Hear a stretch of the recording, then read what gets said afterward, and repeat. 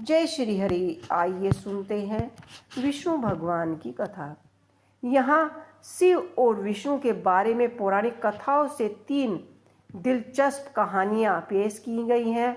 जब शिव का घर विष्णु ने ले लिया, जब विष्णु ने शिव को मुश्किल से बचाया और अंत में विष्णु की शिव भक्ति की एक दिल छू लेने वाली कहानी सुनाई। क्या आप बद्रीनाथ की कहानी जानते हैं? यह वो जगत भगवान बद्रीनाथ की कहानी है जहाँ शिव और पार्वती रहते थे। यह उनका घर था। एक दिन नारायण यानी विष्णु के पास नारद जी गए और बोले कि आप मानवता के लिए एक खबर मिली है।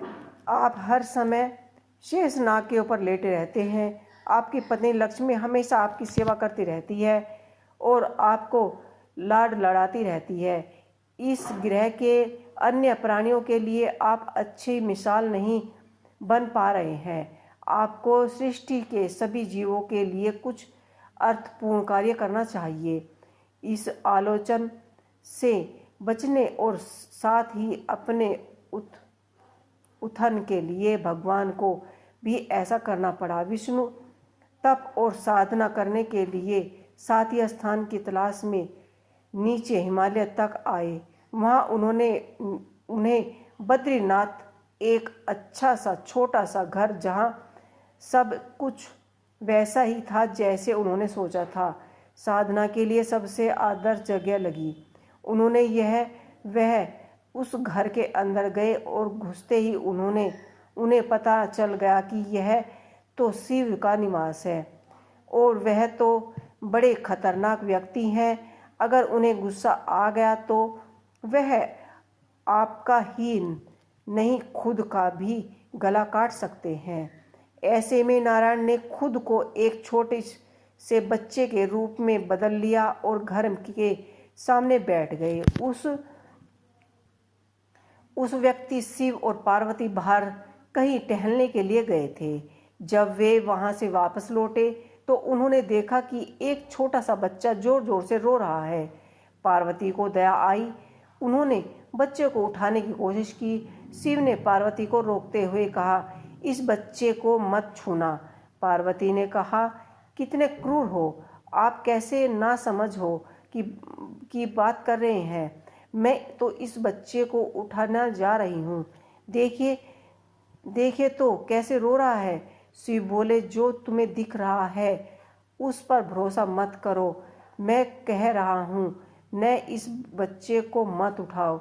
बच्चे के लिए पार्वती की स्त्री सुलभता मनोभावना ने उन्हें शिव की बात को नहीं माना। उन्होंने कहा कि आप कुछ भी कहें, मुझे कोई फर्क नहीं पड़ता।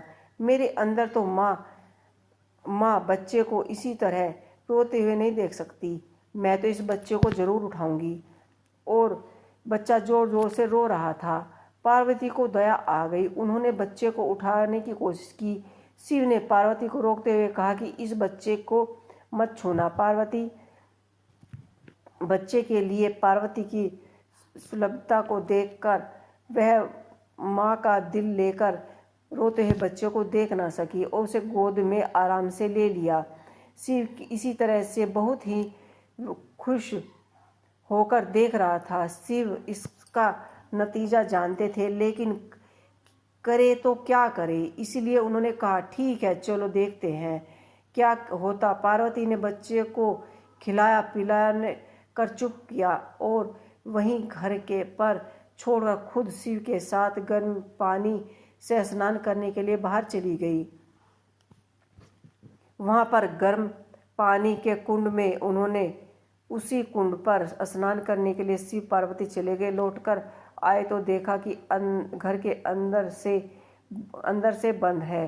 शिव तो जानते थे कि अब खेल शुरू हो गया है। पार्वती हैरान थी कि आखिर दरवाज़ा किसने बंद किया है। शिव बोले, मैंने कहा था इस बच्चे को मत उठाओ। तुम बच्चे को उठाकर घर के अंदर ले आई, अब उसने अंदर से दरवाज़ा बंद कर लिया है। पार्वती ने कहा, अब हम क्या करें। शिव के पास 2 विकल्प थे। एक जो भी उसके सामने है उसे जलाकर भस्म कर दें, और दूसरा कि वे कहाँ वहाँ से चले जाएं और कोई रास्ता ढूंढ लें। उन्होंने कहा, चलो कहीं और चलते हैं, क्योंकि यह तो तुम्हारा प्यारा बच्चा है, इसलिए मैं इसे छू भी नहीं सकता। मैं अब कुछ नहीं कर सकता, चलो कहीं और चलते हैं। इस तरह से शिव और पार्वती को अवैध तरीके से वहाँ से निष्कासित कर दिया गया। वे दूसरी जगह की तलाश करने के लिए पैदल चल दिए।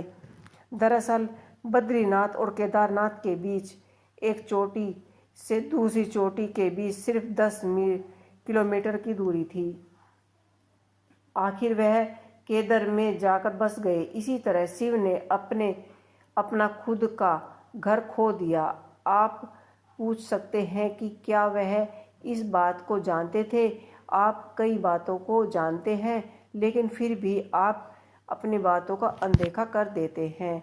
तो इसी तरह से शिव और पार्वती अवैध तरीके से वहाँ से निष्कर्ष कर दिए गए, और वह जगह की तलाश में जाकर दर बदर भटकने लगे, और बद्रीनाथ और केदारनाथ के बीच में जाकर उन्होंने अपना डेरा जमा लिया।